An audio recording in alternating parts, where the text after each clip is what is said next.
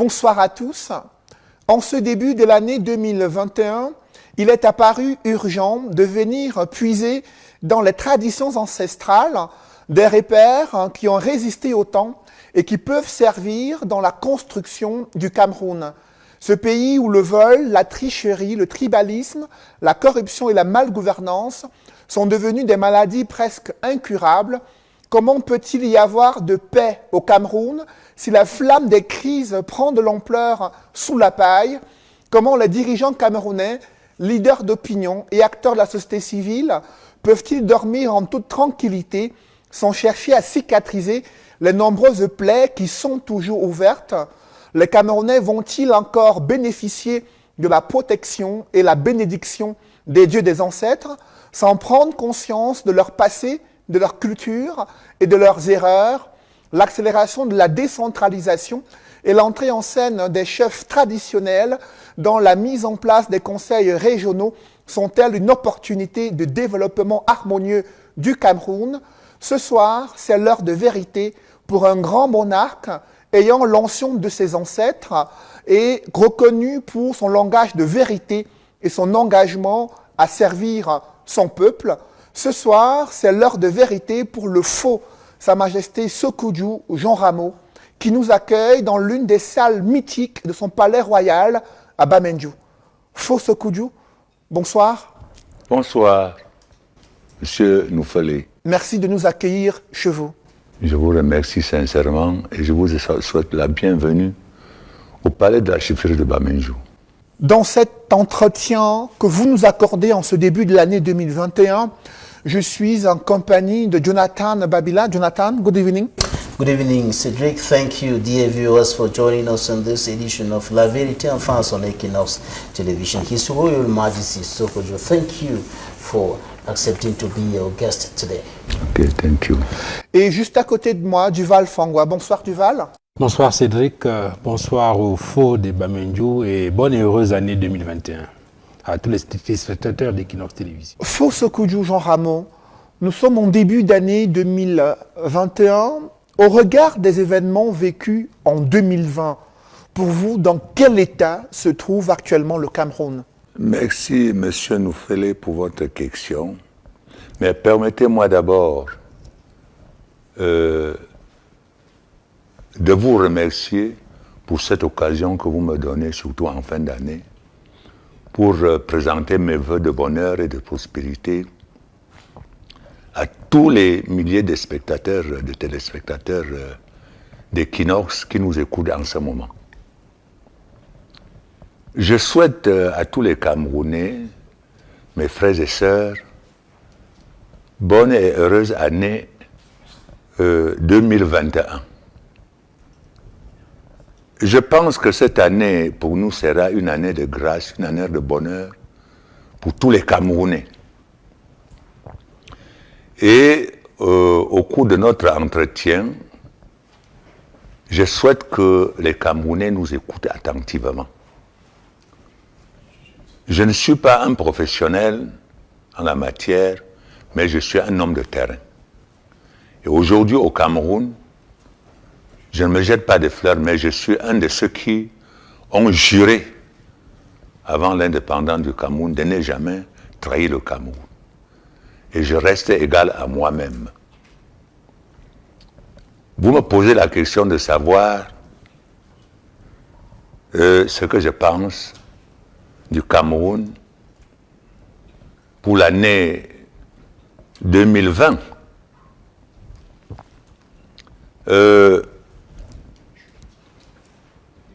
Ça avec beaucoup de regrets, mais j'ai de l'espoir. Ça avec beaucoup de regrets parce que l'année 2020 est une année, je ne sais pas pour quelle raison, Dieu nous a sanctionnés de cette manière durant l'année 2020.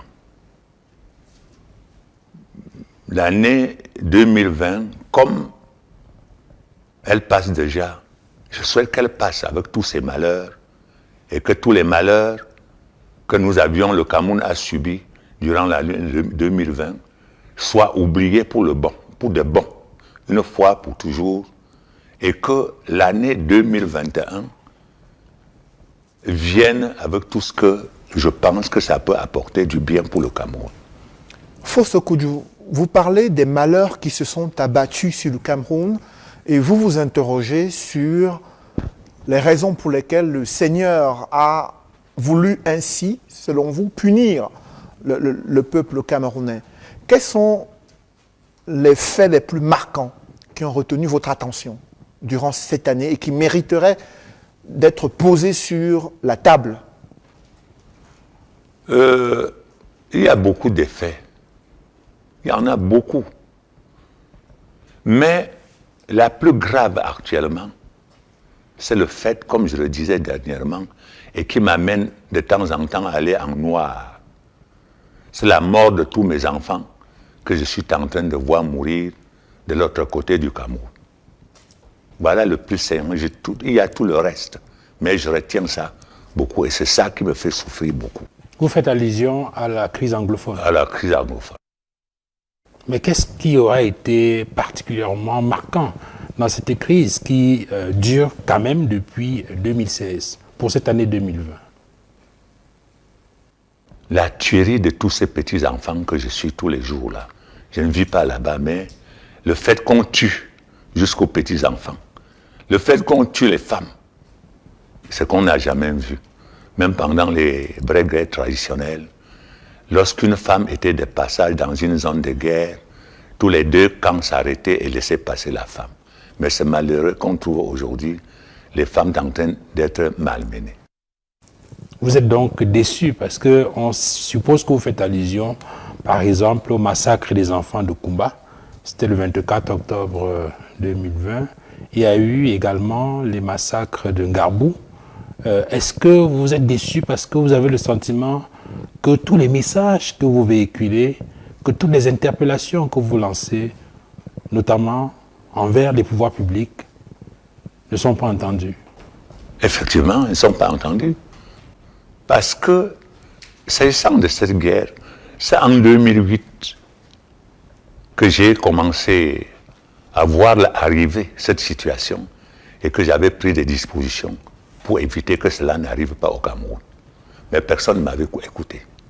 Something that the situation is gradually returning to normalcy, but from your eyes of wisdom, from your eyes of somebody who has been constantly observing the happenings in those parts of the country and elsewhere, what do you think about the state of those two regions and the rest of the country today? Pour l'ensemble du Cameroun, et précisément pour ce problème, l'ensemble du Cameroun est un regret pour moi parce que j'ai toujours dit que pendant que nous étions dedans, en train de combattre pour obtenir la liberté, pour que, en 60, la tutelle française ne continue plus au Cameroun. J'ai toujours dit qu'on a passé cette liberté à travers la fenêtre pour donner à des gens qui n'étaient concernés à rien, qui n'étaient pas concernés, qui ne connaissaient ni la couleur, ni l'utilisation de cette liberté. On les a passés et c'est ça qui nous cause ce problème aujourd'hui. Lorsqu'il s'agit, par exemple, de cet événement de la situation actuelle de l'autre côté du Cameroun, non, il n'y avait presque pas de problème. Parce que quand on parle de ça, je n'ai que des larmes qui coulent. Pourquoi? Parce que je n'arrive pas à me contenir, étant donné les dispositions que j'avais prises en 2008 à propos de cette situation. Et tout ceci, ça vient se mêler dans cet ensemble de mauvaises gestions du Cameroun qui cause tous ces ennuis-là. Rendez-vous compte qu'en 2008, je prends l'initiative et fais appel à d'autres Camerounais comme moi. Et nous avions pris l'initiative de mettre en place le groupe des patriarches pour le dialogue, la paix et la réconciliation au Cameroun. Et nous avions fait un travail exceptionnel de nos propres moyens, jusqu'à rendre compte au chef de l'État avec tout un dossier et lui proposer le dialogue avec tout ce qu'on devait travailler au cours de ce dialogue, je n'ai jamais eu de réponse. L'unique réponse que j'avais eue était tout simplement de me séparer avec mon secrétaire, avec le secrétaire général du groupe, qui était un professionnel en matière électorale, pour l'amener à Elekam.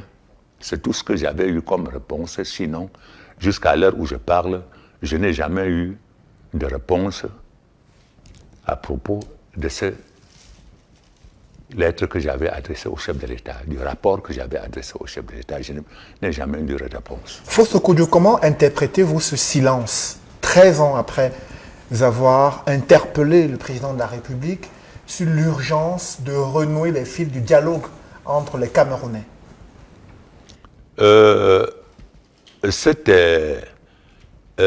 S'il me faut interpréter, je compare ça à ce que nous avions vécu à la veille de l'indépendance du Cameroun. Parce que, à la veille de l'indépendance du Cameroun, je me rappelle bien que lorsque nous on a accueilli la délégation des Nations Unies à l'aéroport de Douala, une grande partie des Camerounais étaient ceux qui adressaient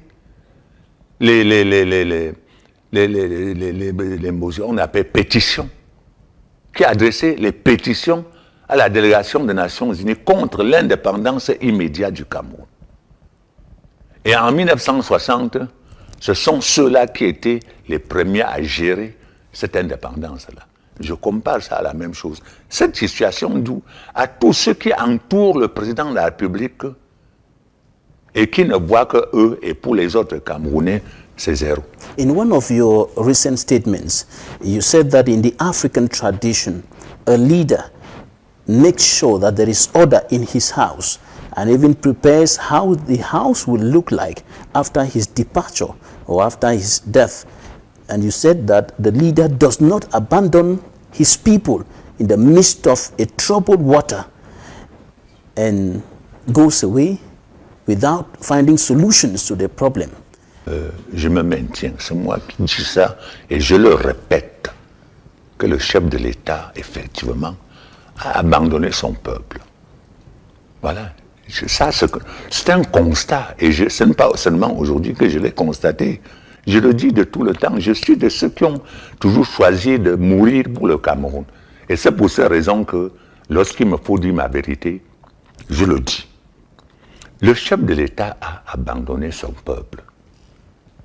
Sinon, quand il y a une situation telle que nous venons de passer, même pour toute l'année 2020, non, le chef de l'État aurait fait plusieurs sorties. Voilà, il aurait fait plusieurs sorties. Je me suis toujours rappelé que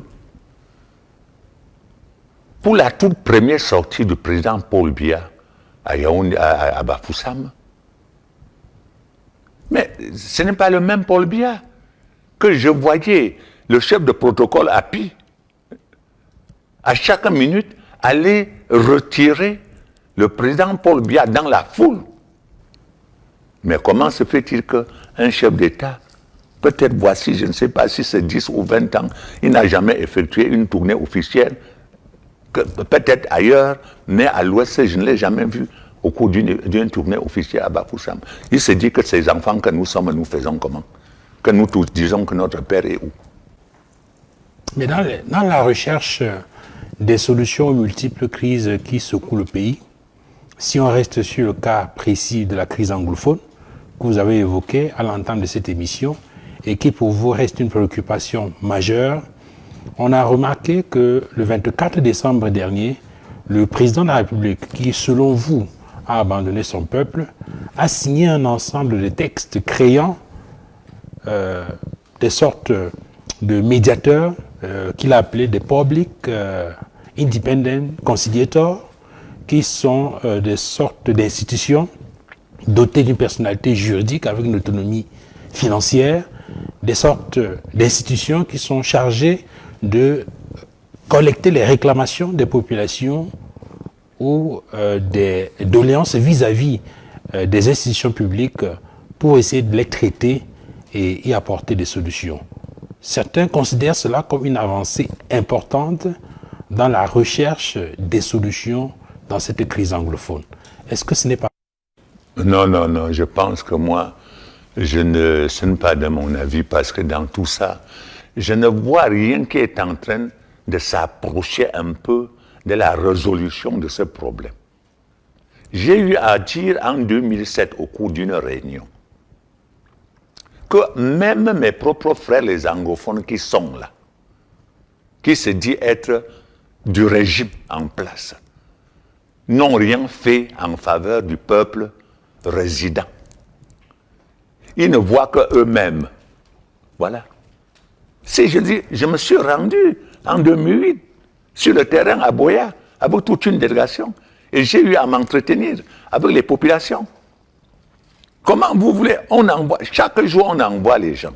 Ces gens, quand ils rentrent, quels sont les comptes rendus qu'ils les donnent? Ils disent au chef de l'État qu'ils ont fait quoi avec ces gens-là.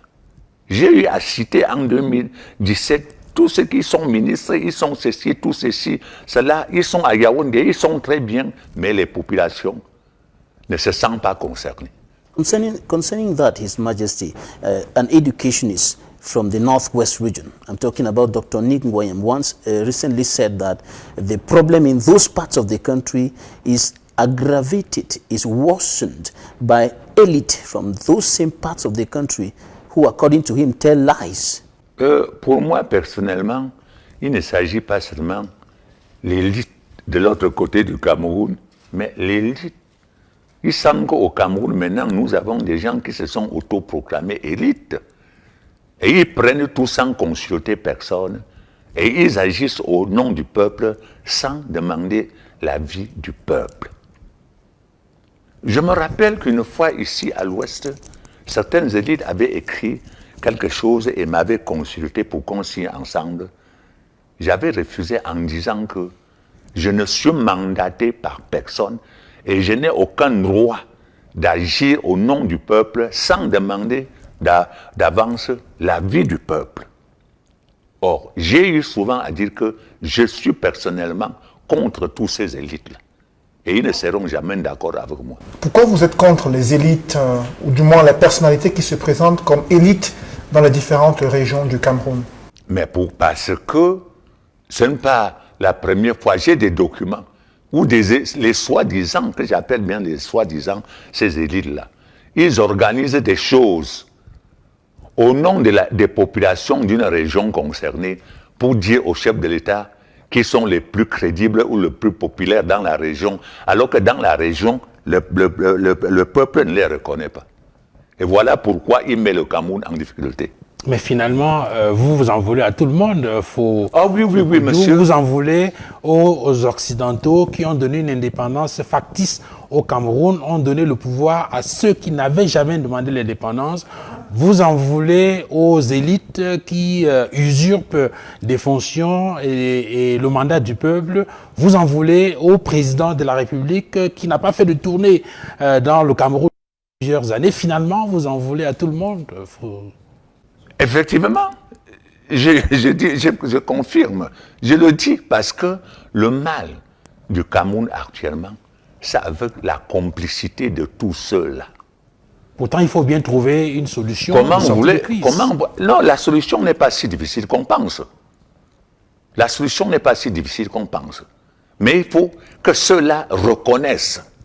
Il est temps pour que la paix soit au Cameroun, que certaines personnes reconnaissent qu'ils ont mal fait au Cameroun et qu'on les pardonne et qu'on travaille ensemble pour le bien-être de tous les Camerounais. Et parlant justement de ce bien-être et de l'avenir, on a regardé certaines sorties. Il y a eu les membres du Conseil des chefs traditionnels à travers une déclaration, un document de pratiquement 6 pages qui a été rendu public le 19 novembre 2020, un document dans lequel ces chefs disaient que tous les fils et les filles du Cameroun, indépendamment de leur chapelle politique, doivent se mettre ensemble pour penser Cameroun. Et vous également, dans une publication sur votre page Facebook, c'était le 13 février 2020, en faisant le point sur les élections législatives et municipales qui venaient de se tenir, vous avez indiqué que les Camerounais au-delà de leur chapelle politique, doivent taire leurs dissensions et se retrouver ensemble autour d'une table pour parler du Cameroun. On voit bien que, de façon globale, vous insistez sur la nécessité du dialogue et d'un échange. Quelle est la forme qui, de votre point de vue, que ce dialogue doit prendre de votre point de vue? Voilà. Lorsque vous parlez des chefs traditionnels, ça fait depuis plus de 30 ans que j'ai toujours souhaité que les chefs traditionnels, en tant que représentants de Dieu, de par nos coutumes, restent les chefs traditionnels et représentants de Dieu, suivant nos coutumes. Mais je n'ai jamais souhaité que les chefs traditionnels agissent en tant que militants d'un parti politique. Ce n'est plus à cacher aux yeux des Camerounais. Les chefs traditionnels, je ne sais pas pour quelle raison, sont militants d'un parti, du parti politique au pouvoir, et ils agissent dans ce sens-là, que je ne cautionne pas. Voilà. Ils agissent dans ce sens que je ne cautionne pas. Les chefs ne doivent pas agir dans ce sens-là en tant que des chefs traditionnels. Ils doivent agir dans le sens de l'intérêt de leur population. Is that why you said that the traditional rulers who took part in the regional elections are fallen in the trap of the regime? Mais oui, ils sont tombés dans le piège. Que viennent faire les chefs dans les élections? Les chefs ne sont pas les élus. Ils sont les représentants de Dieu au sein de leur population. Ils viennent faire quoi pour compétir avec leur propre population? And some of the chiefs are now being killed by armed civilians. Et c'est ça que j'ai toujours refusé. Mais je pense que ce n'est pas pour cette raison que je peux cesser de prêcher à ce que nous nous entendions pour rétablir cette paix-là. Parce qu'il faut absolument cette paix pour que le peuple vive en paix. Au lieu de laisser soit les populations politiciennes, soit les chefs politiciens créer le désordre pour que la population ne vive pas en paix. En attendant que qu'on puisse vous relancer sur cette question de l'implication des chefs traditionnels dans les activités politiques de notre pays, je voudrais, permettez-moi de réinsister sur la question du dialogue qui peut-être peut ouvrir des portes aux solutions par rapport aux crises multiformes que le pays connaît. Je posais la question tout à l'heure de savoir quelle forme, de votre point de vue, doit prendre ce dialogue. On sait, par exemple, que du 30 septembre au 4 octobre 2019, il y a eu un grand dialogue national qui s'est tenu à Yaoundé, et ce dialogue, justement, visait à mettre les gens autour d'une table. Est-ce que c'est un dialogue comme celui-là que vous souhaitez à nouveau, ou vous pensez à une autre forme de concertation qui pourrait permettre de mettre des gens sur la table et de discuter des solutions de sortie de crise dans notre pays? Non, je pense plutôt à une autre dialogue, et non ce genre de dialogue que vous aviez organisé. Je m'étais opposé à partir même de la réunion que le gouverneur et deux de nos ministres avaient présidé à Bafoussam pour préparer le dialogue de Yaoundé. J'avais bien précisé que j'étais contre. Pourquoi? Parce que c'est un dialogue qui est préparé d'avance, alors que ce dialogue demande la présence des Camerounais. Et j'avais précisé que ce n'est pas seulement en 6 mois qu'on pouvait préparer ce dialogue, parce que depuis l'avènement de l'indépendance, il y a eu beaucoup de Camerounais qui ont été déçus et qui ont choisi plutôt de s'écarter de la scène politique au Cameroun. Et ont même quitté le Cameroun. Et qu'au cours du vrai dialogue au Cameroun, on doit faire appel à tous ces Camerounais pour qu'ils amènent tout ce qu'ils conservent comme intelligence pour remettre de l'ordre au Cameroun. Ce n'est pas parce qu'on va choisir un certain nombre de personnes bien choisies et préparer ce qu'ils vont dire et dire que c'est un dialogue. D'abord, pour mon rapport, le rapport que le groupe des patriarches avait envoyé au président de la République, nous avions bien précisé dedans que chaque région du Cameroun a ses problèmes spécifiques qu'on doit traiter au cours de ce dialogue. Ce n'est pas en quelques 2 jours, quelques 2 mois qu'on va préparer un dialogue pour remettre le Cameroun en ordre et procéder à une réconciliation. Si on doit finir par une réconciliation, c'est justement parce que on doit évoquer tous les problèmes qu'après l'indépendance, on avait étouffés et qu'on n'a jamais voulu résoudre ces problèmes pour mettre tout le monde en paix et réconcilier les Camerounais. Ce n'est pas ce genre de dialogue-là. Je ne suis pas d'accord avec. Fosso Kodjo, dans plusieurs de vos tribunes, vous insistez sur l'injustice, la tricherie et la corruption au Cameroun. Comment ces fléaux se manifestent-ils dans le quotidien des Camerounais? Il faut dire que vraiment, le Cameroun est malade, très malade. Lorsque je parle, mes frères les Camerounais, ils le savent, mais ils n'ont pas le courage de le dire. Chaque Camerounais est malade avec cette corruption au Cameroun, avec l'injustice. Rendez-vous des fois auprès des tribunaux pour constater le comportement de peuple lorsqu'ils sont face à une injustice. Comment voulez-vous que je me mette ici à détailler tout ce que j'ai vécu, j'ai vu devant les palais de justice lorsque le peuple, vraiment, il y a cette injustice. Il y a cette corruption. Le Cameroun est malade, pourquoi? Avec la corruption, on a créé tout un désordre, si bien qu'aucun Camerounais, on a pillé tous les fonds de l'État, volé tous les fonds de l'État. Et tout ceci provient de quoi? De la malgouvernance, parce qu'on a mis en place des gens qui n'avaient pour mission que de procéder à corrompre les gens, que ce soit au niveau des justices. Parce qu'aujourd'hui, ne peut gagner un procès au tribunal que celui qui a plus de moyens. Aujourd'hui, au Cameroun, on peut déjà, celui qui a assez de moyens peut tuer et aller au tribunal tout magouiller pour qu'on dise qu'il n'a pas tué. Vous pensez, dans un pays, les peuples ne peuvent pas être d'accord.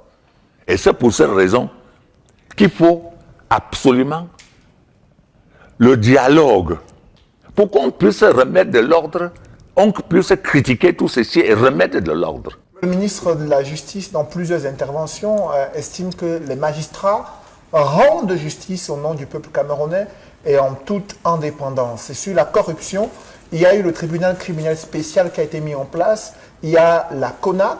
Est-ce que ces différentes déclarations et ces institutions permettent de garantir qu'il y a une once de justice au Cameroun et qu'il y a une volonté réelle de lutter contre la corruption?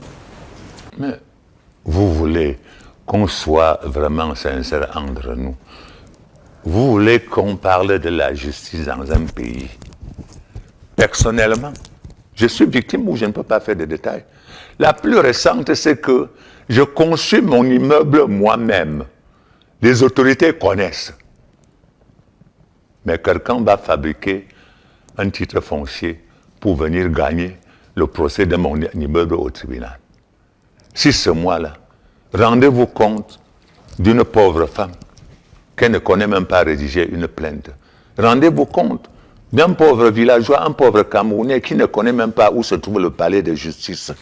Que doit-il faire si il est face à des gens qui vont le malmener ainsi de suite et aller au tribunal magouiller pour qu'on le condamne? From what you're saying now is, Royal Majesty, it can be concluded that the judicial mechanism in Cameroon has been hijacked by some people. Is that the case? Quelqu'un a parlé de l'indépendance de la justice. Non, cette indépendance n'existe plus. Pourquoi? Parce que le magistrat, lui, au tribunal, agit de temps en temps, souvent les ordres donnés. Quand vous êtes au tribunal, si vous n'êtes pas à côté, il suffit qu'un membre, quelqu'un a volé, vous l'avez arrêté, et qu'il a un frère qui est bien connu par monsieur tel, il dit au magistrat comment il va juger. Le magistrat ne juge pas en fonction de la loi, il juge en fonction des consignes qui lui sont données. Et c'est pourquoi il faut absolument qu'il y ait un dialogue au Cameroun pour qu'on remette de l'ordre. Vous insistez sur le dialogue Fosso Kodjo, mais il est observé depuis de nombreuses années qu'il y a une rupture de ces fils du dialogue entre les tenants du pouvoir et l'opposition et la société civile. Qu'est-ce qui peut expliquer cette absence de dialogue permanent au Cameroun? Je pense que c'est une maladie qui a contaminé tout le monde parce que, si je reviens un peu plus loin, depuis 1960, le Cameroun n'a jamais réussi à jouir de sa liberté. Pourquoi?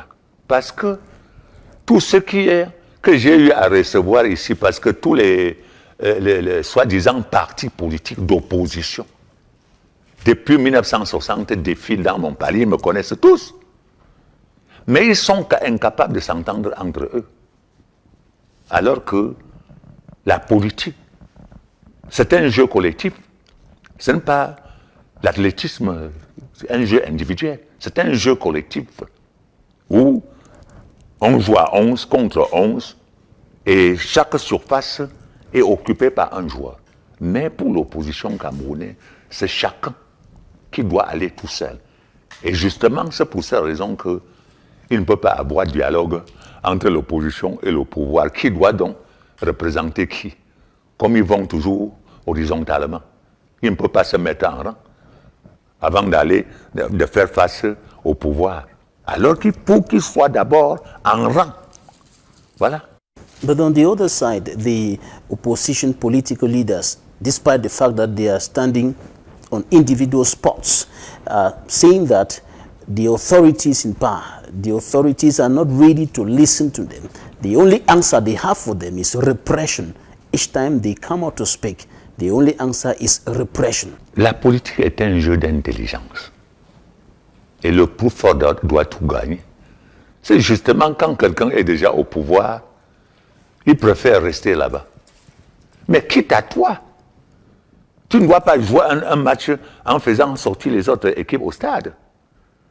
Je pense que c'est celui qui connaît mieux jouer, qui doit gagner le match. Et c'est pour cette raison que quand quelqu'un est déjà au pouvoir, il ne veut pas sentir les autres. Quelle est donc votre stratégie? Voilà. Je viens de vous répondre que depuis 1960, je dis, le peuple comme moi aussi, nous sommes fâchés parce que je suis déçu par l'opposition. Parce que depuis 1960, tout le soutien que moi, personnellement, j'ai donné à l'opposition, ils ont fait quoi avec ce soutien-là? Quel était l'intérêt de ce soutien? Pourquoi vous avez soutenu l'opposition? Pour qu'on libère le Cameroun. Parce que je suis de ceux qui se sont sacrifiés pour que le Cameroun soit libre et appartienne à tous les Camerounais. Et j'ai eu tout le temps à dire que ce soit n'importe qui veut œuvrer pour la liberté au Cameroun, il peut compter sur M. Sokoudjou. Mais tout cela, j'ai été déçu parce que tous ceux qui sont venus me rencontrer ici, dès qu'ils se retrouvent, qu'on l'appelle quelque part pour lui donner sa part à manger, dès qu'on fait de lui un ministre, il oublie même le nom de Sokoudjou. Mais justement, Faux Sokoudjou, est-ce qu'il n'est pas illusoire, est-ce qu'il n'est pas utopique d'imaginer toute l'opposition en train de se mettre d'accord sur une façon de penser pour pouvoir provoquer une alternance, alors qu'effectivement les intérêts sont divergents? On a vu par exemple au cours des dernières élections, pendant que certains partis politiques d'opposition estimaient que le jeu était vicié et qu'il était pratiquement impossible en allant à cette élection-là le battre, le parti au pouvoir, le RDPC, certains estimaient qu'on pouvait quand même y aller et faire bouger les lignes. Alors, est-ce que ces divergences-là ne rendent pas impossible une véritable coalition de l'opposition pour faire bouger les lignes? Mais effectivement, c'est là où je me plains. Pourquoi? Parce que certains sont allés aux élections, d'autres ne sont pas allés. Mais il fallait que les deux qui se retrouvent ensemble pour se poser la question de savoir, allons-nous aux élections, pourquoi? Nous n'allons pas aller aux élections, pourquoi? Et tomber d'accord sur une stratégie. Mais le problème qui se pose maintenant, et qui me déçoit, est que chacun veut considérer une stratégie comme personnelle, et qu'en dehors de lui, rien d'autre. Et c'est là où je dis que je suis déçu parce que ce comportement de l'opposition fait en sorte qu'on ne parle même plus. Mais quand on part dans un pays comme le Cameroun, si on a 200, 300 partis d'opposition, c'est pour aller où? Voilà. Les 300 partis d'opposition au Cameroun servent à quoi? Fosso Kodjo, concernant les revendications de l'opposition, il y en a une qui réunit l'essentiel des leaders politiques, à savoir la révision du système électoral pour le rendre plus crédible, transparent et permettre à ce que les Camerounais puissent choisir en toute liberté leurs dirigeants. Lorsque vous analysez l'organisation des élections au Cameroun, est-ce que le processus tel qu'il est actuellement mené au Cameroun, est-ce qu'il garantit la possibilité pour les Camerounais de choisir librement leurs dirigeants? Et que pensez-vous de cette revendication de l'opposition? Je vous ai toujours dit, et je répète au peuple camerounais, qu'à ma connaissance, depuis 1960, il n'y a jamais eu d'élection libre au Cameroun. Voilà. Depuis 1960, il n'y a jamais eu d'élection libre au Cameroun. Le peuple a été toujours contraint de voter pour quelqu'un qui ne connaît même pas. À partir des partis uniques, à partir après même, bon, jusqu'à présent, on dit qu'il y a multipartisme, mais on ne sait pas si c'est une réalité. Pour moi, c'est une formalité, ce n'est pas une réalité. Pourquoi? Parce que depuis 1960, qui peut me dire au Cameroun qu'il a été démocratiquement élu? Le président de la République a répondu à ses critiques sur les imperfections de la démocratie au Cameroun. Dans son discours du 31 décembre 2020, le chef de l'État a fait savoir que le Cameroun est une jeune démocratie et que le processus démocratique est en cours et respecte la Constitution et les lois en vigueur. Pour vous, ce processus démocratique est-il satisfaisant tel qu'il est pratiqué à la fois par les tenants du pouvoir et par les autres Camerounais? Mais, parlant de jeune démocratie, on est jeune pendant combien d'années? Depuis 1960 à nos jours, le Cameroun est toujours jeune en démocratie? Non. Le Cameroun devait être aujourd'hui l'un des pays africains le plus démocratiques. Mais nous avions refusé, confisqué.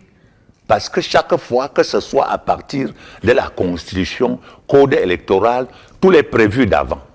De manière qu'avant les élections, on connaît celui qui doit être élu. Vous votez pour lui ou pas, il est élu.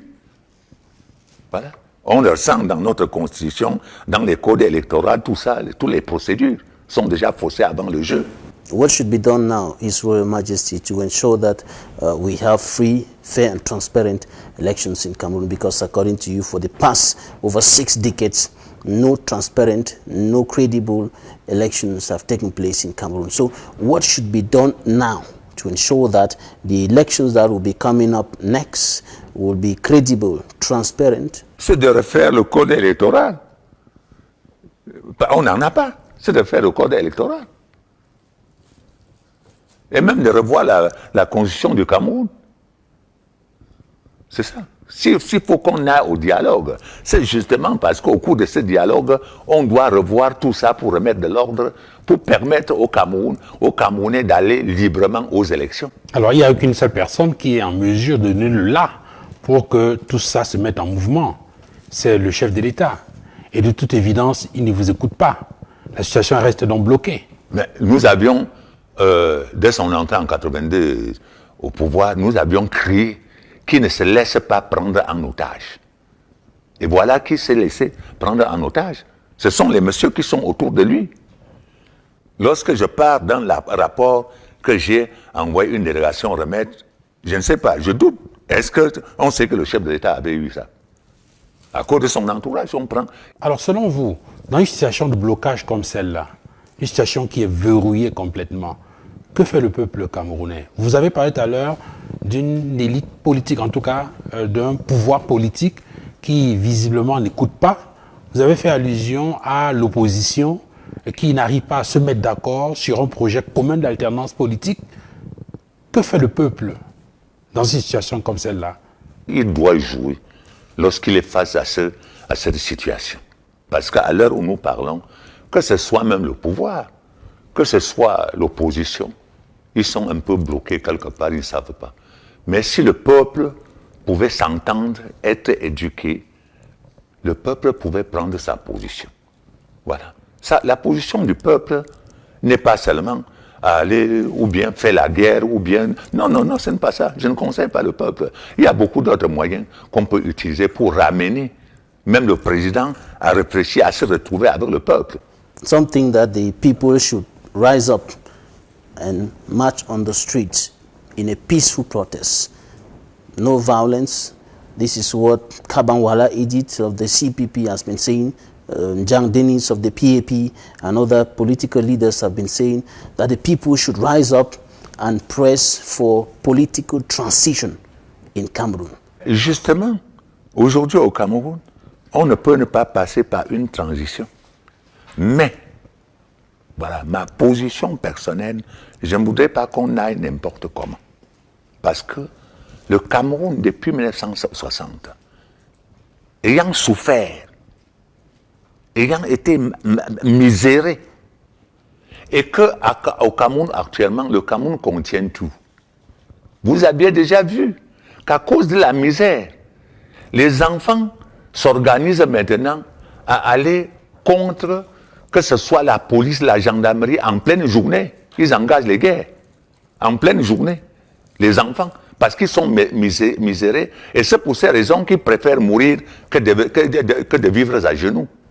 Or, le peuple peut bien se lever. Mais il faut d'abord que le peuple soit organisé et être éduqué pour ceux qui se lèvent pour chercher. Il ne faut pas qu'il se lève, qu'il va se lever pour aller seulement et qu'à la fin on regrette.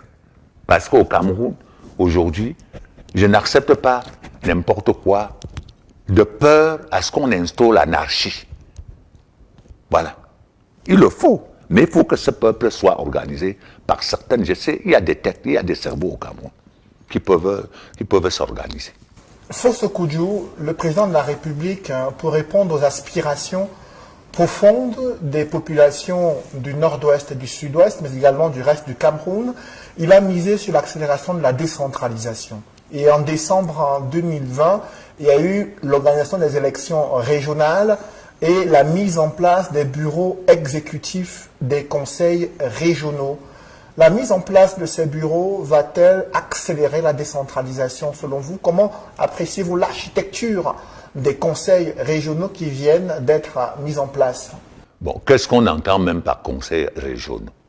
Mais vous voyez déjà des gens qui sont déjà préparés.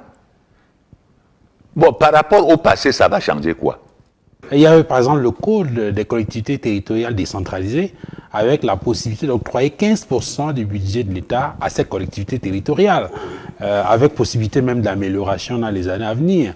Il y a maintenant la mise en place des conseils régionaux, tel que l'indiquait Cédric tout à l'heure, avec l'entrée dans ces conseils régionaux, non seulement des conseils municipaux, mais des représentants du commandement traditionnel, donc vos pères des chefs traditionnels. Qui, en rentrant dans ces conseils régionaux, pourraient peut-être apporter une touche particulière ou nouvelle, non, dans le fonctionnement de ces nouvelles institutions. Vous n'y croyez pas? Est-ce que vraiment lui, il a cette capacité? Est-ce qu'il a été formé pour faire ça? Pendant la corruption et l'injustice, qu'est-ce que les autres ont fait et qu'il va faire le particulier? S'il doit être particulier par rapport aux autres, qu'est-ce qui peut nous garantir maintenant? C'est une formation qu'on lui a donnée ou bien on lui a donné cette formation quand? Mais comment voulez-vous maintenant? Parce que c'est même décourageant. On va parler d'un conseil régional, par exemple de 100 membres, alors que 98% sont du RDPC. Et il faut respecter les consignes du parti. Qu'est-ce qu'ils vont faire de mieux que ce qu'ils n'ont pas fait? Un conseil régional multicolore aurait été meilleur selon vous? Hein? Un conseil régional multicolore avec plusieurs formations politiques. Mais plusieurs aurait formations, été meilleur? avec plusieurs formations politiques. Et quand même pas seulement plusieurs formations politiques. Pourquoi il ne peut pas avoir des candidats libres pendant nos élections ici? Oui, mais les membres du commandement traditionnel peuvent être considérés comme étant un peu plus libres. Commandement traditionnel? Mais je viens de vous dire que le chef traditionnel qui est dedans est membre du RDPC. Voilà. Et ne doit agir que dans le sens de son parti. Dans l'intérêt de son parti. Pourtant, il a un mandat de son peuple en tant que chef. Non, ce n'est pas le peuple qui lui a choisi. On a amené le peuple à choisir ce qu'il ne veut pas, parce qu'il n'avait pas de choix. Il y a dans ces conseils régionaux une spécificité, insiste le gouvernement, dans les régions du nord-ouest et du sud-ouest. Il y a une House of Chiefs qui est réservée pour les chefs traditionnels, une assemblée générale, une assemblée des chefs traditionnels et une assemblée des représentants des collectivités territoriales décentralisées. Ce schéma a été présenté comme l'un des éléments constitutifs du statut spécial des régions du nord-ouest et du sud-ouest. Pour vous, ces éléments répondent-ils aux préoccupations posées par ces populations? The special status is enshrined in the country's constitution, and it is close to the federal system, for example, that some of the people are asking for. Are you saying that the special status for those two regions is not good or should be extended to other regions generally? Le Cameroun est un État, la République du Cameroun, où habitent tous les Camerounais. Pourquoi avoir une seule personne et 4 yeux?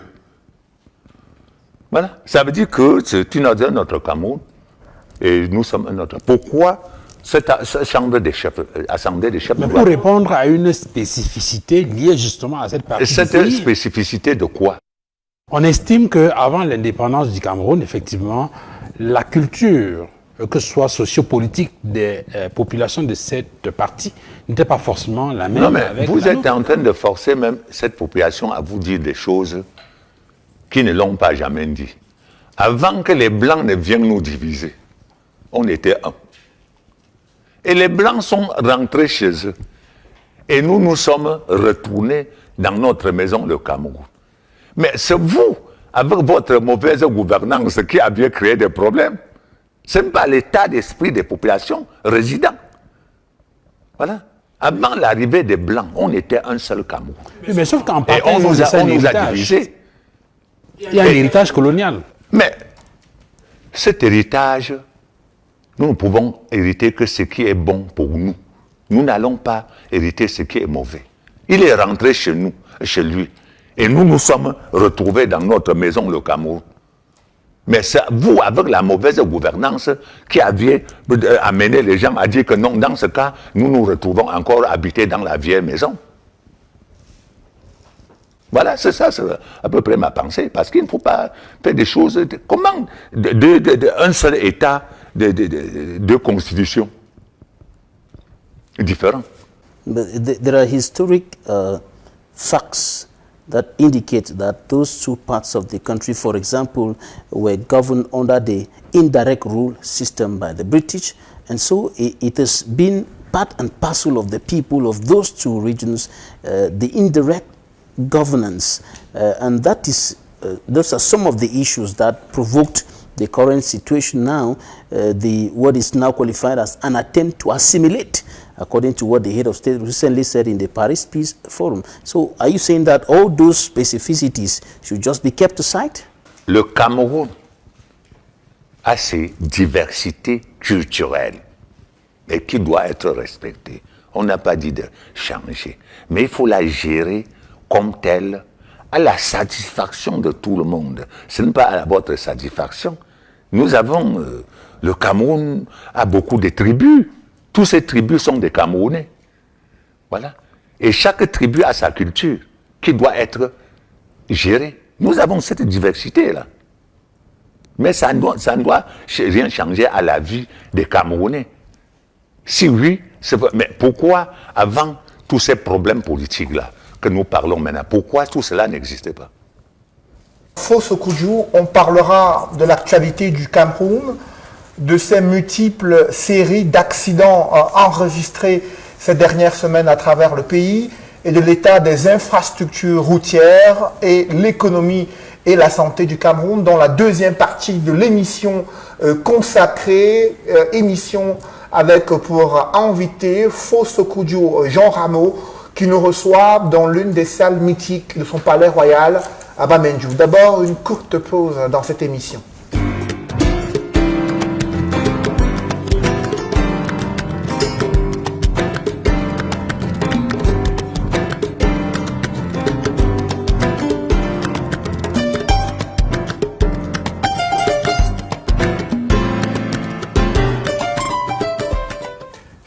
rejoignez à l'instant, vous suivez l'émission La Vérité en face. Invité ce soir, le faux Sokudju Jean Rameau, qui reçoit l'équipe de l'émission La Vérité en face dans son palais royal à Bamenju. Faux Sokudju, ces dernières semaines, les Camerounais ont porté le deuil après un grave accident mortel survenu entre l'axe Fumban et Yaoundé, où plus d'une trentaine de personnes ont péri à la suite d'un accident. Un accident qui intervient après un incendie qui a consumé la porte d'entrée de Fumban. Comment expliquer cette série d'accidents et d'incidents enregistrés ces dernières semaines au Cameroun?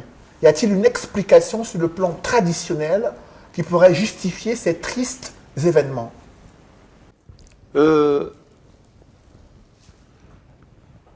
Les deux accidents. Je voudrais d'abord commencer par l'incendie de l'entrée de Fumban qu'on parle. Traditionnellement, je me pose la question de savoir, il s'agit de l'entrée du palais du sultanat de Fumban ou il s'agit de l'entrée de la mairie de Fumban. Parce que il ne faut pas que les responsables qui ne nous mêlent pas, même dans des problèmes qui ne nous concernent pas, parce que les gens ne doivent pas dire la vérité. Je ne vois pas de quoi le maire peut s'ingérer dans une histoire du palais de Fumban. Et je ne vois pas pourquoi le roi de Fumban peut s'ingérer à la gestion de la mairie n'étant pas maire. Voilà. Nous sommes en train de créer tout un ensemble de confusion où on ne veut rien comprendre. Nous avons le palais de la chefferie de Bafoussam qui est en pleine ville de Bafoussam. Est-il dans un domaine communal ou est-il dans le territoire de Bafoussam? Voilà. Faisons cette distinction. Le domaine appartient à la mairie ou à la chefferie. Voilà. Bon, l'entrée à Fumban, c'est l'entrée de la mairie ou bien c'est l'entrée du palais. Mais si c'est l'entrée du palais, de quoi le maire peut se gérer? Et si dans le périmètre communal, de quoi le roi peut se mêler? Voilà. Nous ne pouvons pas à la fois parler et de la loi et de ceci, cela et ne rien respecter. Mais qu'est-ce qui, de votre point de vue, peut justifier ces différends perceptibles et permanents entre la chefferie et la mairie, notamment dans le cas de Fumban? Il faut, disons la vérité, parce que ce n'est pas, même moi, mon palais est situé à quelques kilomètres, à quelques mètres de la ville de Bamenju. Comme à l'avenir, ça pourra se retrouver en pleine ville. Ou je suis au palais de la chefferie de Bamenju, ou je suis dans la mairie. Et si je suis dans la mairie, qu'on fasse les distinctions des choses. Est-ce que le palais est devenu une propriété communale? Mais si oui, qu'on fasse, et depuis quand? C'est justement pour ces raisons que je dis, est-ce que le palais de Fumban est devenu la propriété communale? Voilà. Vous êtes un chef qui est très écouté et qui prend des positions assez fortes sur les questions d'actualité. Et le sultan roi des Bamoun est un de vos pères. Est-ce que c'est une question sur laquelle vous avez déjà échangé? Échanger quoi? Sur ces différends, par exemple, ou sur les problèmes entre la mairie et la chefferie? Non, il faut dire les chefs, à ce point de vue, n'acceptent pas qu'on échange. Lorsqu'il m'est arrivé en 1963, avec le feu chef Kamga de Banjoun, de relancer l'assemblée des chefs francophones qui existait avant l'indépendance, les chefs n'avaient pas voulu comprendre parce que chaque chef voulait se placer dans un parti politique. Et lorsqu'il crée, en se plaçant dans un parti politique, il crée les adversaires politiques. Et face à ces adversaires politiques, qu'on ne traîne pas ça dans la gestion du palais, à la chefferie. Donc pour vous, il faut voir dans ces difficultés-là, dans cette polémique-là, une implication du politique? Du politique. Il y en a, ce n'est pas à chercher. L'entrée du palais de Fumban, que je connais, on entre avant la mairie. Elle est située dans le périmètre communal, ou bien elle est située où il faut d'abord la situer. Et faire la part des choses. Au-delà de cette polémique fausse Kudju, cet incendie qui survient là, quel message était-il en train d'envoyer aux populations? Non, mais je dis que c'est un incendie, je ne sais pas si elle est volontaire ou pas. Voilà, je ne sais pas, parce que c'est un message. Message de quoi? L'incendie est même venu d'où? Il est peut-être mystique finalement cet incendie. Mais mystique de quoi? Par qui?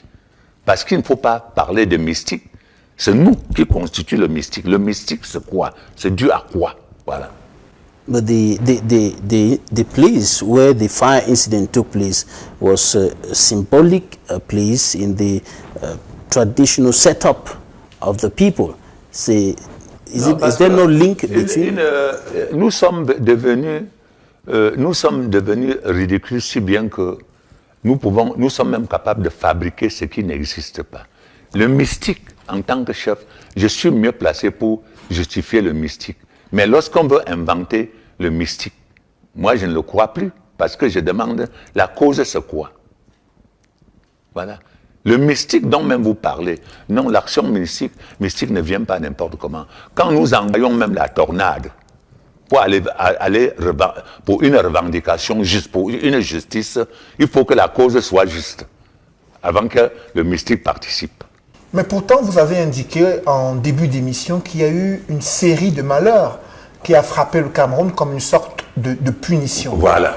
Alors, dans cette série de malheurs, il y a eu ce grave accident ensuite, qui a arraché la vie à plus d'une trentaine de personnes. Quels sont les messages qui doivent être interprétés par les Camerounais au regard de ces événements vécus? Non, je dois d'abord envoyer mon message à ceux qui sont chargés de nous gouverner. Est-ce que d'abord celui qui était au volant avait la capacité de conduire une voiture de passagers de 30-40 places? Est-ce qu'il avait la capacité? Est-ce qu'en attribuant même les permis de conduire de transport de voyagers, est-ce qu'on étudie d'abord pour voir si celui à qui on attribue ce permis a la capacité, a cette force-là? Est-ce qu'on vérifie ça? Tout ceci, ça fait cause. Quand on vérifie, le chauffeur était mort. Voilà. Le fait que le chauffeur est mort prouve d'abord que lui-même était inconscient. Parce que rien que la voiture lui-même, rien que sa propre vie, plus la vie des autres. Non. Le monsieur, s'il avait cette conscience, sa vitesse ne pouvait pas faire en sorte qu'il y ait des morts.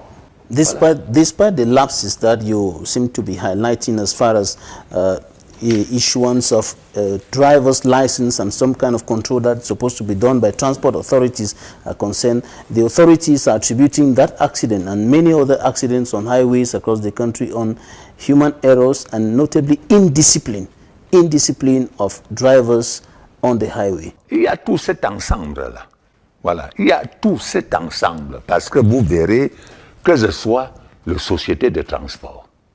Est-ce que lui, pour le recrutement de son chauffeur, qu'est-ce qu'il a utilisé pour étudier son chauffeur? On ne sait pas.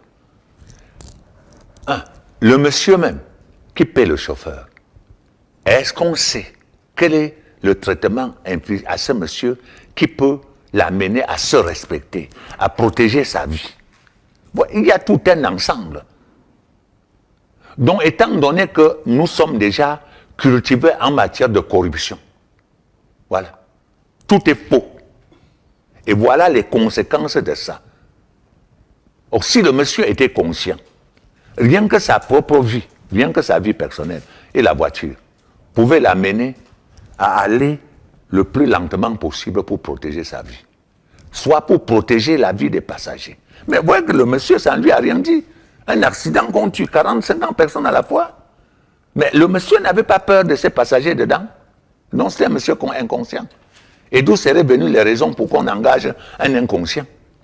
After that accident, the Minister of Transport decided to suspend the transport agency for a period of 1 month. Is that a decision or a measure or an action that can help to reduce the rate of accidents on the highway? Is there something that government should do beyond those sanctions, those decisions? Comment on veut toujours traiter les gens comme des petits enfants? Est-ce que c'est la première fois que ce genre d'accident arrive et on entend que le ministre a suspendu l'agent de voyage? Est-ce que c'est la première fois? En faisant ça, ça change quoi? Est-ce qu'on a l'habitude de faire? Non, vraiment, en résumé, retenons qu'il faut un changement au Cameroun pour que les choses changent à la méthode.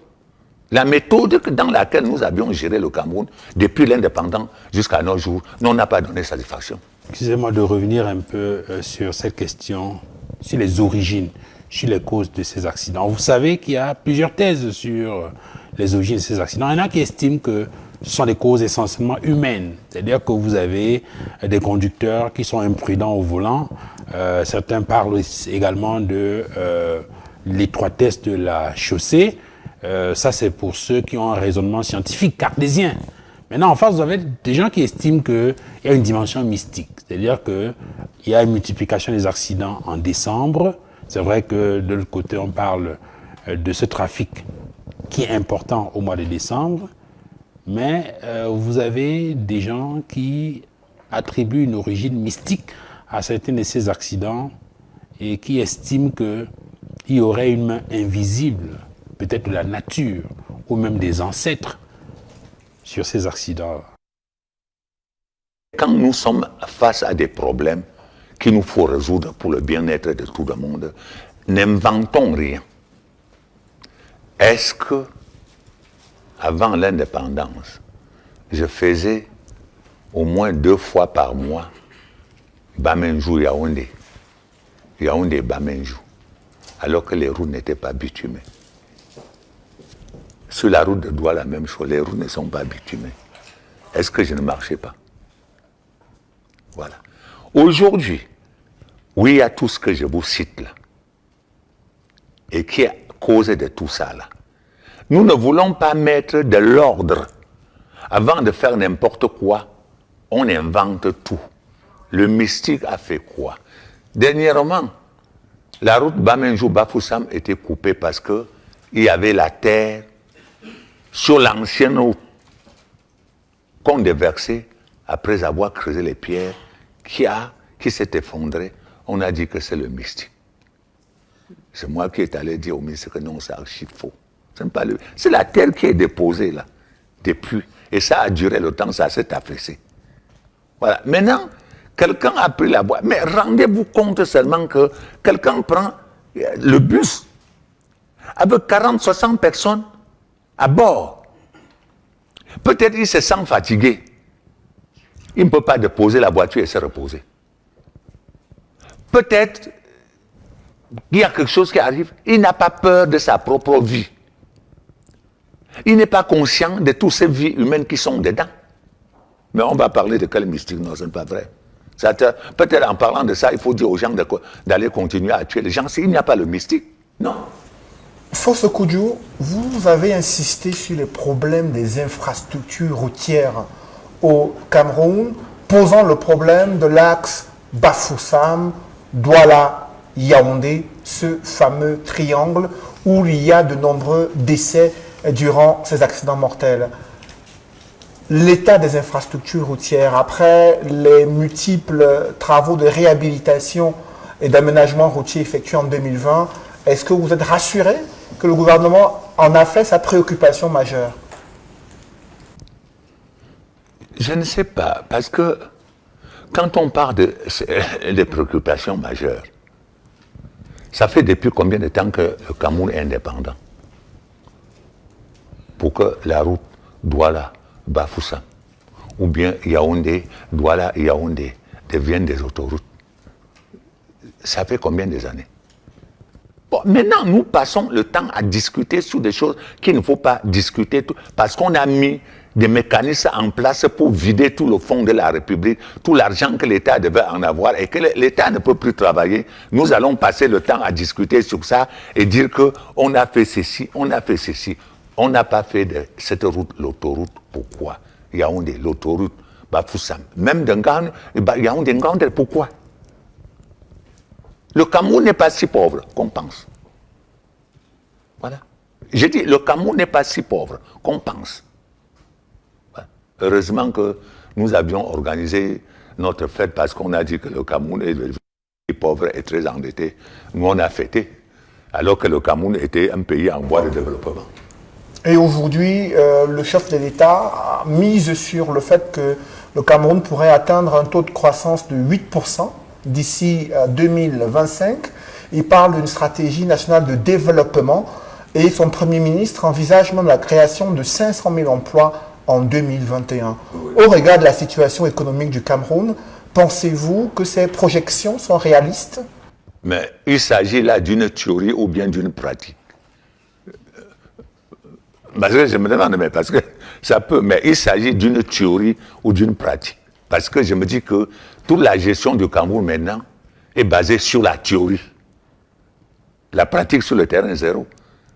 Au niveau où se trouve notre économie, où on va en marche arrière, bon, on va arriver en passant par où?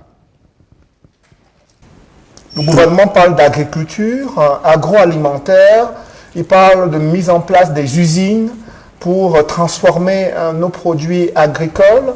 Est-ce que ce schéma visant à sortir les Camerounais de la pauvreté, est-ce que ce schéma peut être exécuté? Quand vous parlez de l'agriculture, je pense que c'est une provocation. C'est pour m'énerver parce que c'est une provocation. C'est mon domaine de vie. Je suis un agriculteur. Mon père est l'un de ceux qui ont introduit l'agriculture dans la région de l'Ouest. Et personnellement, je peux dire que j'ai été de ceux qui ont relancé l'UCAO en 1972. Mais si je... Oh non, non, non, ça me fait pleurer. Mais si je demande à l'État aujourd'hui, où sont les 7,5 milliards que j'avais à laisser à la capitale? Mais ça se trouve où? Ou aujourd'hui, dans la poche de qui? J'ai eu à écrire au ministre de l'Agriculture plusieurs et aller les rencontrer pour venir contrôler ma coopérative et contrôler l'UCAO. Parce que je me plaignais depuis longtemps. Pourquoi on ne contrôle pas? Comment vous réagissez aujourd'hui lorsque vous suivez qu'il y a environ 2 millions de Camerounais qui sont confrontés à l'insécurité alimentaire, que les populations à l'extrême nord peinent à se nourrir à leur faim et que dans le nord-ouest, le sud-ouest et dans d'autres régions du Cameroun, il y a ces problèmes d'insécurité alimentaire. Est-ce que cela est compréhensible dans un pays comme le Cameroun? Non, mais c'est une déception de ma part. Je dis, c'est une déception de ma part. Parce que ce n'est pas... Je suis le président national des syndicats des agriculteurs. Or, c'est une déception parce que ce n'est pas au Cameroun que ça devait se passer. Problème alimentaire... Comment? Moi seul, quand je revois aujourd'hui ce que je produisais, c'est moi qui étais le grand fournisseur de rejetons de bananes plantains à l'ouest, à la Midrevive, pour redistribuer partout. C'est moi qui étais le fournisseur de semences. Voilà. Mais où en sommes-nous aujourd'hui? Parce que le gouvernement a lâché. La gestion des structures coopératives au Cameroun est devenue une théorie. Ce n'est pas une pratique. Si vous partez dans les villages, on va vous dire qu'on est en train de construire les magasins. Tout ça. Les magasins de quoi? Pour mettre quoi dedans? Tout simplement parce que, au niveau de cette théorie, on voit comment il faut vider les caisses de l'État. On vous dit qu'on a construit un magasin à 20 millions, alors que le magasin à lui-même n'a pas coûté 5 millions. His Royal Majesty, what is hindering the development of second generation, or better still, industrial agriculture in the Republic of Cameroon? What is hindering the development of the agricultural sector of the country? Je viens de vous préciser que j'ai eu même à écrire au ministre, à plusieurs, et aller la rencontrer. Quand est-ce qu'un ministre m'a invité pour me demander ce que je pense rien que pour la région de l'Ouest, pour la relance de l'agriculture. C'est ça. On peut relancer. Il n'y a aucun problème. Mais justement, au niveau du syndicat que vous dirigez, en faisant le diagnostic de la situation et au regard des problèmes qui sont ceux qu'on a évoqués tout à l'heure, de votre point de vue, quels peuvent être les meilleurs leviers? En attendant, bien évidemment, que les pouvoirs publics puissent mettre la main ou ouvrir un cadre d'échange de concertation avec vous, qu'est-ce que vous pensez pouvoir faire au niveau du syndicat? Quels sont les leviers dont vous disposez pour pouvoir faire bouger un tout petit peu les lignes? Comment voulez-vous, si un vieux ici à Bamenjou, à Balatit, a produit 5 régimes et qu'il peut amener ça en ville ici vendre, il n'y a pas moyen de transport pour arriver en ville. Et arrivant même en ville, il ne peut pas trouver d'acheteur. Que voulez-vous que ce monsieur fasse? Aujourd'hui, si on peut amener un agriculteur de café arabica, a produit 500 tonnes, c'est pour faire quoi avec? Et ils sont combien? Alors que l'argent, voilà, l'argent destiné à soutenir cet agriculteur est distribué à quelques individus gratuitement, alors qu'ils ne sont pas des agriculteurs. C'est ça. C'est-à-dire, je parle pas seulement au nom des agriculteurs d'ici, au nom des agriculteurs du Cameroun. Vous verrez, c'est la même situation un peu partout. Donc, il y a la question du désenclavement des bassins de production et il y a la question d'une gestion plus rationnelle des subventions. Et surtout, parce que quand on parle de gestion, voilà, rationnelle, je ne parle pas parce qu'au niveau des ministères de l'Agriculture, il y a tous ces théoriciens dont le rôle maintenant c'est d'obtenir les subventions au nom des agriculteurs, alors que les agriculteurs proprement parlant ne sont pas concernés. Ça, le problème c'est dans toute la République. Donc c'est du détournement de fonds. Voilà, et c'est ça. Fosso Kudjo, vous avez insisté sur le rôle des chefs traditionnels. Certains sont engagés aujourd'hui dans les conseils régionaux, d'autres sont militants de formation politique. Est-ce que ces nouvelles casquettes qu'abordent ces chefs traditionnels, est-ce que cela a dilué leur influence et le respect qui existait vis-à-vis des autorités traditionnelles dans nos différentes régions? Mais presque dans toutes les régions du Cameroun, la chefferie traditionnelle, qui était le socle du pouvoir de l'État, c'est là où parle le pouvoir de l'État, elle est maintenant disloquée. Voilà. Parce que le chef a déjà perdu son sens, le sens du chef au sein de la population. Au lieu d'être le père de tout le monde, le représentant de Dieu au sein de sa population, il est devenu un concurrent politique de ses administrés. Donc, où se retrouve encore le pouvoir de l'État, alors que l'État lui-même ne fait pas la politique? Quelles en sont les conséquences lorsqu'il y a cette prise de position d'un chef traditionnel en faveur d'un parti politique et ces conflits avec ses administrés? Mais c'est l'anarchie qui s'installe. C'est l'anarchie. In one of your recent statements, you said that the palace is bleeding. Oui, mais effectivement, le palais royal est en train de saigner, parce que le palais royal qui est respecté n'est plus respecté parce que le chef se retrouve maintenant être concurrent de ses administrés. Voilà, à travers les actes politiques. Est-ce que l'apprentissage des us et coutumes, la transmission de ces pratiques traditionnelles, est-ce que c'est encore une priorité dans les chefferies traditionnelles et dans la culture de la société camerounaise? Oui, c'est une priorité. Parce que personnellement, je suis en train de voir qu'à la longue, il y aura beaucoup de regrets. Pas seulement en pays bamléké, mais dans tous les autres tribus du Cameroun où la chefferie existe. Les regrets liés à quoi? Parce qu'on est en train de bafouer notre coutume.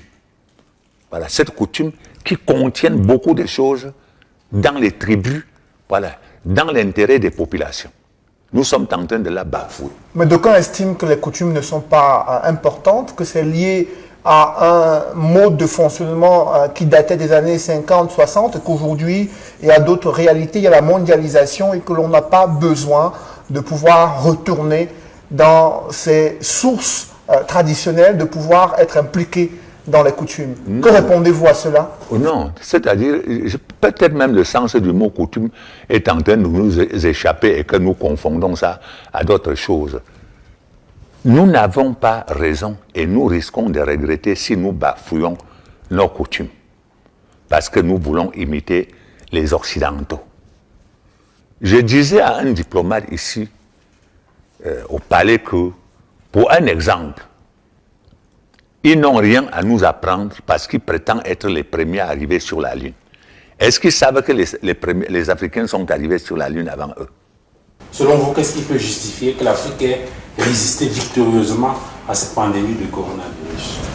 Parce que dans les repas que nous consommons, le traitement, il résiste, il existe. J'ai dit, dans nos propres repas. Bon, et quand on veut vous démontrer, vous voulez refuser. Parce que ce n'est que ce que les Blancs ont amené que vous appréciez, mais ce que nous amenons, ça ne vous dit rien. Est-ce que vous pouvez nous faire justement la démonstration sur les éléments constitutifs ayant permis aux Camerounais d'être plus résistants à cette pandémie de Covid-19? Covid-19, n'est-ce pas? Bon, est-ce que vous savez le contenu du condiment d'un cuit? Non, vous ne connaissez pas. Il y en a 13. Ah bon? Et le condiment contenu dans la sauce de taro? Voilà. Ça se trouve dans tous les marchés au Cameroun. Si elle n'est pas consommée dans le taro, elle est consommée peut-être dans le coquille, elle est consommée dans ceci, dans cela. Et c'est ça qui est cet avantage que nous avons. Est-ce que ce n'est pas ce tabou, justement, qui fait qu'on n'arrive pas à assurer la pérennité de ces traditions-là, de père en fils, et qu'à un moment donné, on a le sentiment qu'il y a une sorte de rupture, et que certains pans de ces traditions, de ces coutumes disparaissent? Mais justement parce que ce fils, ce père qui a assumé ça, voilà qu'il est mort, alors que le fils à qui on devait transmettre ça, il se retrouve déjà à Douala, à Yaoundé, avec une autre intention dans la tête, qui refuse même de traiter avec le père, parce qu'il a vu les Blancs. Mais c'est également de la responsabilité du parent. Hein? C'est également de la responsabilité du parent qui doit s'organiser dans l'éducation de son enfant pour lui transmettre ces valeurs-là avant de disparaître. Ça, il y a des choses, il y a très souvent que nous, on s'aime, on arrache. Lorsque nous avions parlé, de l'autre côté, nous parlons de la liberté. Et dans la liberté, on se retrouve plutôt au libertinage. Et il y a une question, par exemple, comme la question du culte des crânes. C'est un peu dans les usages, dans les pratiques des peuples de l'Ouest Cameroun. Ouais, ouais. Est-ce que vous avez le sentiment qu'entre 1960, avec l'indépendance du Cameroun, donc le départ entre griffes des colons, et aujourd'hui, 60 ans après, c'est une pratique qui reste toujours dans les us et coutumes, ou bien vous avez le sentiment que ça tend à disparaître? Pour prendre cet exemple précis de la tradition. Ça ne peut pas disparaître parce que nous autres, comment les autres, quelqu'un fait quelque chose chez lui, il vient chez toi, lorsque tu fais la même chose, il te dit que ce n'est pas ça. Vous voulez faire allusion? Lorsque je fais allusion, lorsque j'ai visité, peut-être c'était la catacombe Sainte-Hélène, quelque chose comme ça, au Vatican, c'est quoi? Qu'est-ce qui est conservé dedans? Les reliques? Oui, c'est quoi? Les reliques, c'est quoi? Non, les reliques, c'est le crâne pour vous. Hein? Donc on peut assimiler ça au crâne ici. Ah bon? Assimiler, et c'est quoi? C'est pas la même chose. His Majesty, on the 13th of August, 1975, you just mentioned it, you were in Rome and you had an encounter with the Pope, Paul VI at the time, and you gave him a gift. Can we know the content of that little box that you handed to the Pope? Le contenu de ce don, c'était parce qu'ils avaient perdu un bon chrétien, un élève, qui défendait un prêtre qui a été assassiné pendant la rébellion. Et le gars avait réussi à sauver le prêtre. Le prêtre vit jusqu'à présent. Le dossier, c'était pour demander à ce qu'il soit canonisé dans sa religion.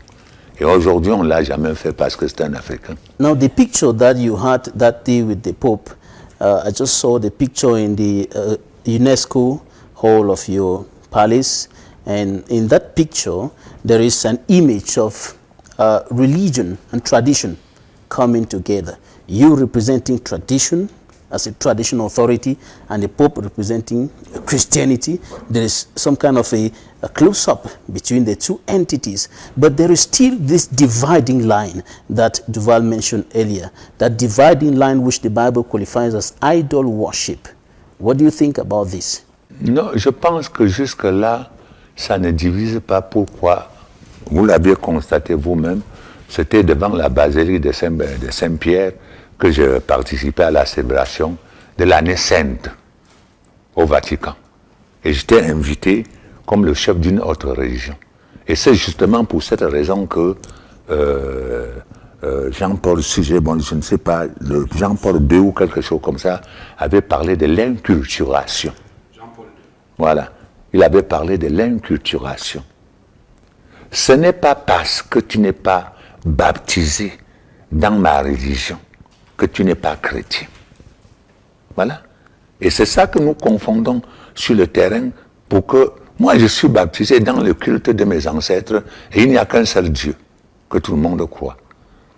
Mais le fait de m'appeler, de dire que je ne suis pas chrétien, mais c'est donc dire que toi aussi tu n'es pas chrétien parce que tu n'es pas baptisé dans la même religion. Mais justement cette inculturation-là est un sujet polémique. Vous êtes autorité traditionnelle, détenteur de tous les totems de la chefferie, dépositaire de l'autorité et du pouvoir des ancêtres que vous représentez, et en même temps chrétien, c'est-à-dire qui croit que Jésus-Christ est mort sur la croix pour sauver l'humanité et qu'il est venu au monde pour représenter son Père, Dieu Tout-Puissant. Est-ce qu'au finish, on n'a pas le sentiment qu'il y a comme une sorte de mélange? Finalement, à qui croyez-vous? À vos ancêtres ou bien en Jésus-Christ? Attention, parce que nous avions tout le temps fait des confusions, vraiment qui n'est pas... Voilà. Or, à l'intention de tout le monde, de n'importe qui, en pays bamléké, dans notre religion, nous appelons Tsossi. Voilà. Tsossi, c'est ce qui est destiné à Dieu. Somatro, c'est ce qui est destiné aux ancêtres. Les ancêtres ne sont pas Dieu. Voilà. À ne pas confondre. Je rejoins à ça ce que nous, quand vous verrez ici devant la cour du palais, les arbres au lieu sacré, ce n'est pas n'importe quel arbre. Ces arbres sont des symboles de la chapelle et non le symbole de Dieu. Et au pied de cet arbre, vous verrez une pierre, pas n'importe quelle pierre, mais qui a été choisie pour symboliser la puissance de Dieu et non Dieu. Mais les gens vont vous mal interpréter, laisser croire qu'on croit à la pierre ou à l'arbre, ou on confond les ancêtres à Dieu. Non. Autrement dit, le matin, on peut aller à l'église, prendre le corps et le sang du Christ, revenir l'après-midi, aller sur honorer les crâne, ancêtres, verser de l'huile oui, et du honorer sel, les ancêtres sans problème. sans qu'aucun problème ne se pose. Oui, oui. But His Royal Majesty, the Bible says that nobody can come to God except through Jesus Christ. Now, the tradition says that you can go to God through the ancestors, through the stones, through the trees, which is qualified as idol worship, which is forbidden by God because it is considered as a worship to another God other than the only true God. So, when you're talking about doing these two things at the same time, is there not some confusion somewhere? Non, je pense qu'il faut toujours éviter cette mauvaise interprétation parce que il n'a jamais été dit dans notre tradition qu'il faut passer par les ancêtres pour arriver à Dieu. Voilà. Mais il faut passer par Dieu pour arriver chez les ancêtres. C'est ça notre tradition. C'est pourquoi je vous ai expliqué ici qu'il y a la nourriture qu'on prépare qui est la nourriture de Dieu. On appelle ça nourriture de Dieu et on remet au lieu sacré. Au lieu sacré qui est la chapelle de Dieu. Et la nourriture des ancêtres est remise là où les crânes des ancêtres sont conservés. C'est dans une maison. Ce n'est pas au lieu sacré. Que répondez-vous, Fosso Kudjo, à ceux des traditionalistes africains, par exemple, qui estiment que le retour ou la recherche d'un véritable retour à l'authenticité africaine s'accommode mal de la pratique des religions importées comme le catholicisme, entre griffes? Oui, mais ça s'accommode mal. Voilà, ça s'accommode mal parce que les choses, par exemple, que les catholiques, dans leur pratique, non, la tradition ne le peut pas. Voilà. Regardez, par exemple, nous sommes maintenant, ça c'est l'année sainte dans notre religion. Presque tout Bamléké. Ça c'est l'année sainte parce que l'année bissextile en pays Bamléké a été considérée comme l'année sainte. Et c'est pendant cette année-là que tout est organisé pour honorer Dieu. Pas pour honorer les ancêtres, voilà. Pour honorer Dieu. Il y a toutes des grandes cérémonies qui sont organisées pour honorer Dieu et non les ancêtres. Voilà, c'est au cours de cette année sainte-là. Voilà. Donc, honorer Dieu et honorer les ancêtres, c'est deux choses bien distinctes. Fosso Kudjo, en 2020, une autorité administrative vous a adressé une mise en garde, vous traitant de rebelle, après que vous ayez reçu des Camerounais, leaders politiques, leaders d'opinion. Vous avez été accusé d'avoir tenu une réunion politique sans avoir informé au préalable l'autorité administrative. Comment vous avez vécu ces moments? Pour moi, vraiment, ça ne me posait aucun problème, étant donné que je n'avais vécu que ma vie normale que j'ai l'habitude de vivre. Ce sont des jeunes Camerounais, mes enfants, qui dans leur projet m'avaient invité à Douala pour venir les donner des conseils et j'avais refusé que s'ils ont besoin de mes conseils, ils vont venir me rencontrer dans mon palais. Et c'est ce qu'ils avaient fait. Et j'étais surpris du comportement de cette autorité administrative alors qu'il était au courant. Non. Moi, j'ai considéré ça comme un enfantillage. Je ne me suis pas occupé. Est-ce que vous vous considérez comme un rebelle face à l'administration camerounaise? Qui? Est-ce que vous vous considérez comme un rebelle face à l'administration camerounaise? Je ne sais pas. Parce que des individus ne doivent pas se confondre à l'administration. Voilà. Parce qu'il y a autre chose. Quand un individu a des comportements, il se confond à l'administration. Mais le sous-préfet est le dépositaire de l'autorité de l'État au niveau de l'arrondissement. Mais on le dit. Mais s'il le gère mal, par exemple, qu'est-ce qu'il faut faire? Ben, si cette autorité est informée et qui se comporte de cette manière. Now, I want to know, His Majesty, you informed him how? Through the legal channel, as the law says that he should declare a meeting of that nature. It was a political meeting because there were political figures and so on. Did you declare it? Did you have a receipt of declaration of that meeting? Or you just told him that a meeting is going to take place? Ils se sont retrouvés ridiculisés eux-mêmes. Pourquoi? Parce que leurs écrits face aux instances supérieures étaient contradictoires par rapport à ce qu'ils ont dit. Parce qu'ils ont été informés officiellement bien. Voilà.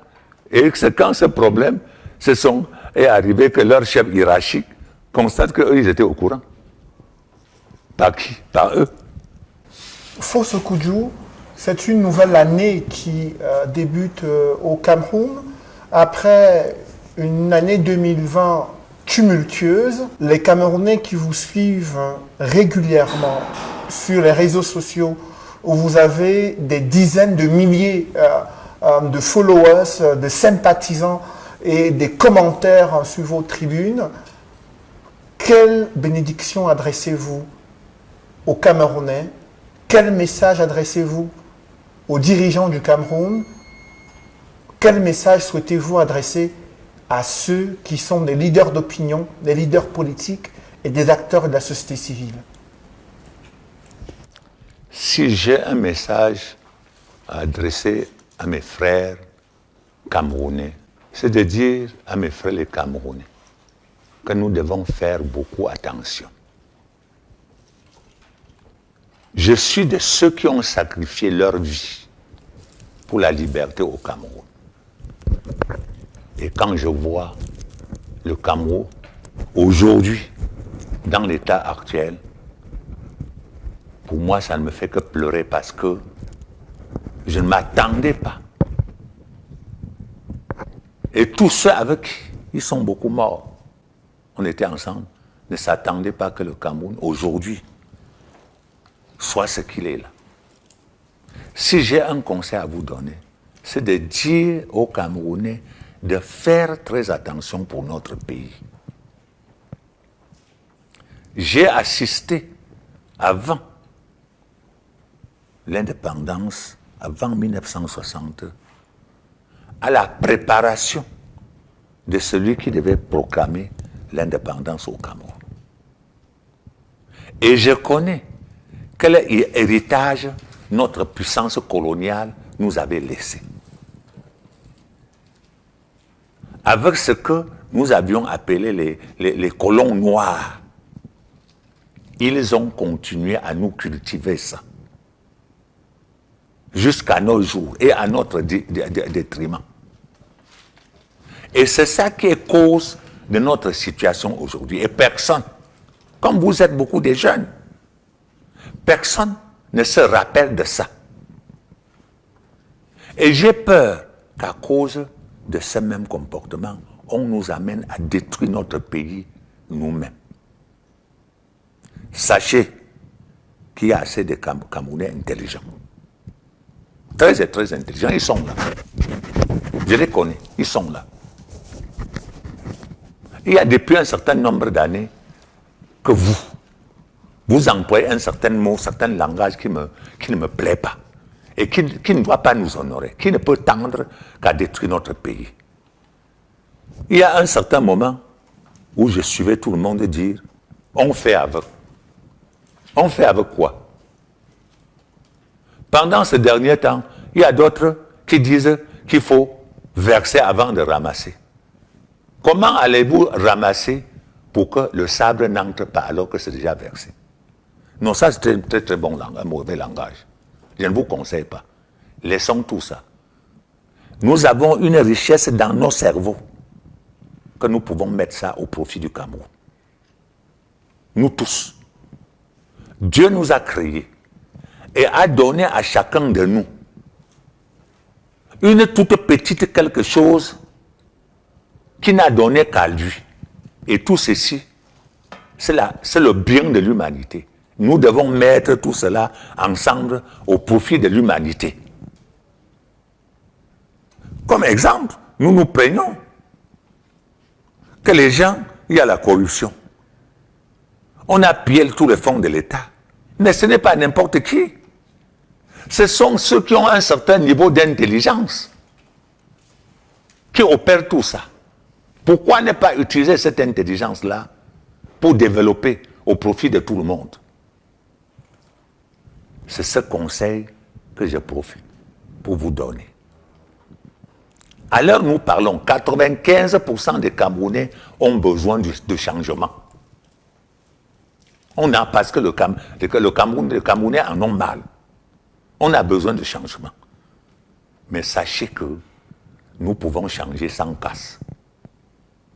Voilà. Nous pouvons changer sans casse.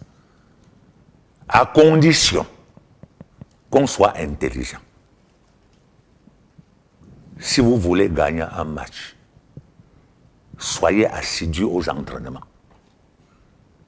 Allez même copier même le match de votre adversaire.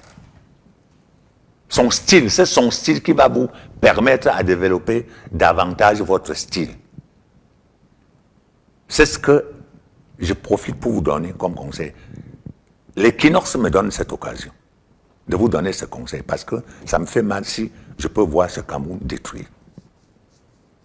Ceux qui nous gouvernent, non, ils savent qu'il y a quelque chose qui ne va pas. Ils savent, parce qu'ils ont vécu, qu'il y a quelque chose qui ne va pas. Mais sachons nous comporter. Voilà, sachons nous comporter.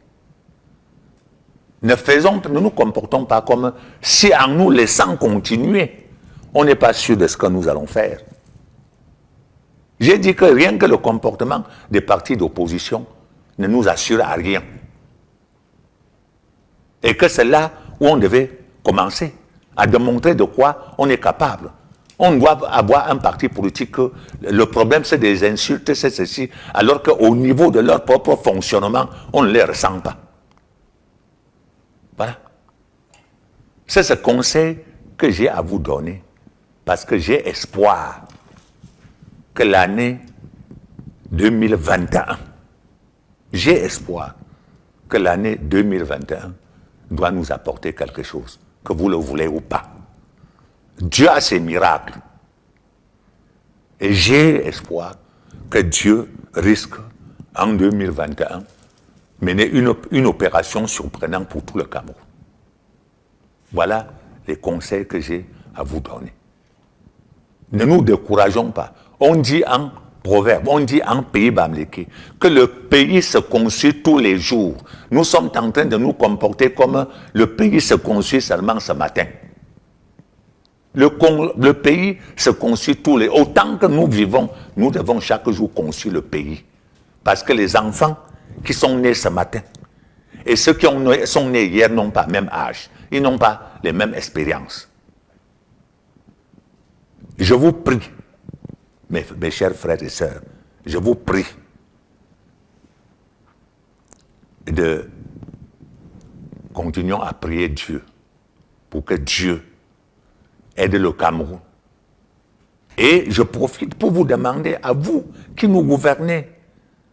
Nous sommes chez nous, le Cameroun, c'est notre Cameroun à nous. Ce n'est pas votre Cameroun à vous seul.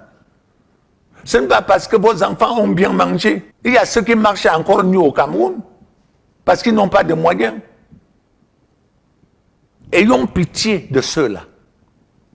Voilà, par nos propres comportements. Je viens de dire tout à l'heure comment nous-mêmes nous pouvons être fiers d'avoir été élus. Nous avions été élus par qui? Nous nous plaignons. Il y a notre Parlement qui se dit député parce qu'on a fabriqué les gens pour être députés. Ils ne sont pas libres de s'exprimer. Mais quand ils viennent ici au village, ils disent qu'il est député. Député élu par qui? Il est ceci, tout ça là.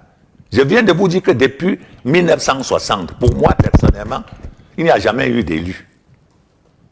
Voilà. Je vous en prie, vous qui nous gouvernez.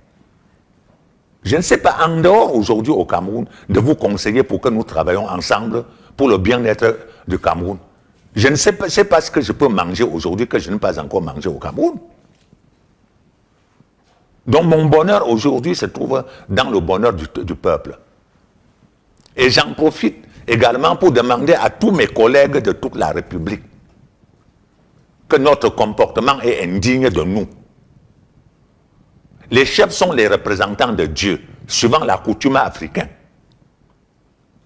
Comment se fait-il que le chef doit encore se retrouver au sein de son peuple pour discuter avec son peuple? La population chasse pour chercher la panthère pour amener à la chefferie. Et le chef se retrouve avec le chien et lance à la embrousse pour chercher la panthère pour aller chez qui? À vous, mes chers collègues, les chefs traditionnels comme moi, reprenons conscience, rentrons dans nos chefferies, laissons la politique faire par nos enfants. restons à la chefferie et que nous encadrons la population. Et que nous aidons. Dès qu'il y a un régime en place qui sert le peuple, nous sommes là pour l'aider à servir le peuple. Nous ne sommes pas là pour aider un régime à nous servir et se servir. Voilà. C'est ça que je profite pour vous donner comme conseil, mes chers collègues, et que je vous demande, rentrez à la chefferie pour que nous organisons notre population. À vous, nos gouvernants. C'est moi, on m'a toujours traité, tantôt de maquisard, contestataire, tout ceci au Cameroun, et je n'ai jamais refusé. Je reste tel, parce que je reste ceux de qui nous avions juré de ne jamais traiter le Cameroun. On m'a posé une certaine question ici que je n'ai pas répondu. On dit que vous avez des accidents, vous avez des mystiques. Mais non. Chaque dimanche, vous vous mettez dans des camions, tout ce que vous avez, pour aller faire les deuils au village. Est-ce que vous avez fait les deuils de ceux qui se sont morts pour nous? Votre père à Idjou, vous l'avez enterré où? Vous aviez fait son deuil où? Oumniobe, Moumie Félix, les Kenge Abel. Oh merde. Vous les avez enterrés où? Est-ce qu'ils ne peuvent pas, ceux-ci ne peuvent pas être à l'origine de nos malheurs? Je vous demande aussi d'en faire quelque chose. Même le pouvoir, il faut faire quelque chose en mémoire de ceux-là, comme dans tous les autres pays du monde. Dans le rapport que j'avais adressé au président de la République, j'avais également insisté sur le retour du corps d'Aïdjou. Qu'est-ce que nous avions fait?